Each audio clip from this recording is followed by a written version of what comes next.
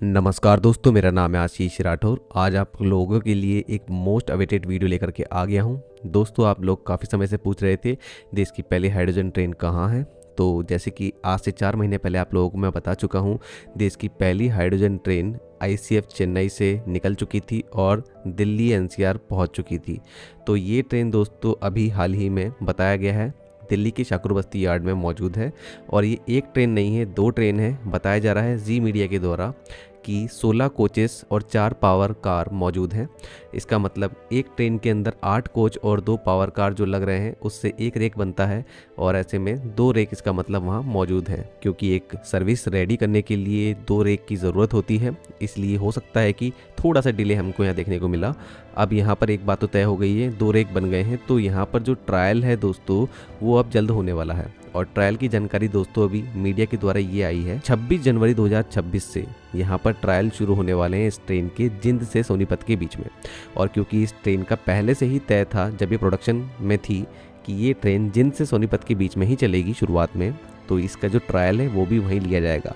RDSO ने trial से संबंधित जितनी भी जानकारी है वो सबमिट कर दी है मिनिस्ट्री एंड रेलवे बोर्ड को, और ये जानकारी अभी निकल के आई है कि 26 जनवरी को ये ट्रेन ट्रायल पर जाने वाली है। और हो सकता है कि नरेंद्र मोदी जी उस दिन, क्योंकि 26 जनवरी के दिन इवेंट्स भी होते हैं, उससे रिलेटेड शायद वो उसका उद्घाटन भी करें जब इस ट्रेन का ट्रायल रन शुरू हो, क्योंकि देश की पहली एक हाइड्रोजन ट्रेन बनी है।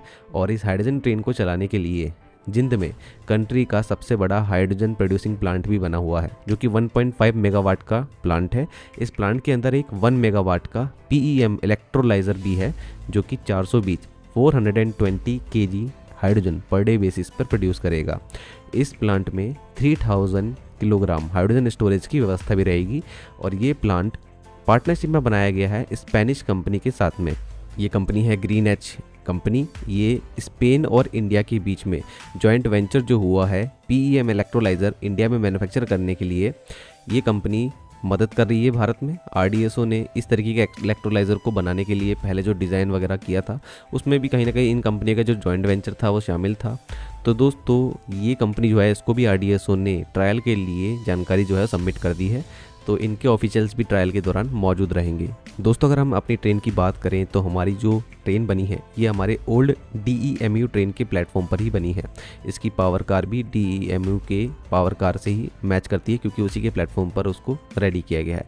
जिसमें जो पहले कन्वेंशनल डीजल इंजन लगा हुआ था उसको रिप्लेस किया गया है fuel cell and battery system से। इसमें फ्यूल सेल जो लगा हुआ है उसमें इलेक्ट्रोकेमिकल प्रोसेस के जरिए वाटर से हाइड्रोजन जो है प्रोड्यूस होगी, और इस ट्रेन के अंदर ही 3000 किलोग्राम हाइड्रोजन का स्टोरेज करने का भी व्यवस्था है। ये ट्रेन 1200 एचपी की है। इसके अंदर 1200 एचपी का ट्रैक्शन प्रोपल्सन सिस्टम जो है वो लगा हुआ है।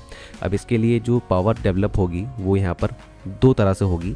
देखिए, बैटरी सिस्टम से भी यहाँ पर सप्लाई होने वाली है, और battery system lithium ion battery यहाँ पे यूज़ किया जा रहा है, जो कि लगभग 300 किलोवाट 300 किलोवाट का होने वाला है, और इक्विवेलेंट हो जाता है 400 एचपी के।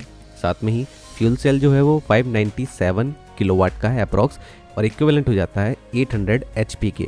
तो इन दोनों की मदद से जो सप्लाई आएगी वो इसके ट्रैक्शन सिस्टम को पावर देगी और ट्रैक्शन मोटर जो है वो रन करेगी। जी मीडिया की हाल ही रिपोर्ट में ये भी बताया गया है कि इलेक्ट्रोलाइजर के जरिए जो हाइड्रोजन प्रोड्यूस होगी उसमें अनुमान है कि 9 केजी वाटर से 900 ग्राम हाइड्रोजन प्रोड्यूस होगी। फिर इसको स्टोर भी किया जाएगा, और इस 900 ग्राम हाइड्रोजन से जो ये ट्रेन है ये 1 किलोमीटर चल सकती है। तो ये सब चीज़ें जो है ट्रायल में भी देखी जाएगी, क्योंकि यही तो आरएनडी का विषय है। काफ़ी देशों ने इस पर ही तो काम किया है कि आखिर हाइड्रोजन से जब हम ट्रेन रन करते हैं तो कितना वो फ़ायदेमंद होता है। उसका महंगा इंफ्रास्ट्रक्चर क्या हम लगा सकते हैं उन स्थानों पर जहाँ पर हम लोग पावर सप्लाई नहीं पहुँचा सकते, या फिर जहाँ हम डीजल का उपयोग कम करना चाहते हैं।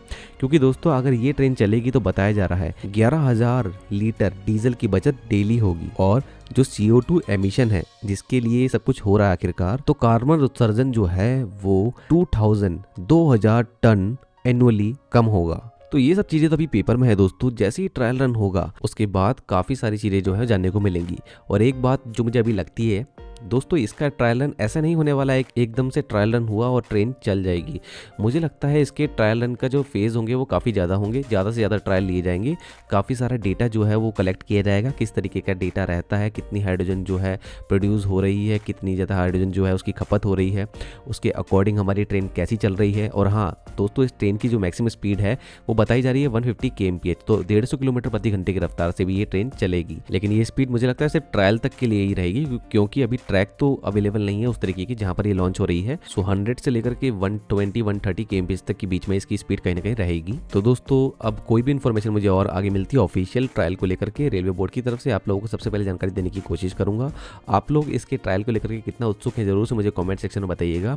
और मेरी बहुत ज़्यादा शुभकामनाएं हैं रेलवे के साथ में, कहीं ना कहीं उनको कुछ अच्छा आउटपुट जो है वो मिले इस प्रोजेक्ट से, ये मैं चाहूँगा। आज के लिए इतना ही। वंदे मातरम, भारत माता की जय।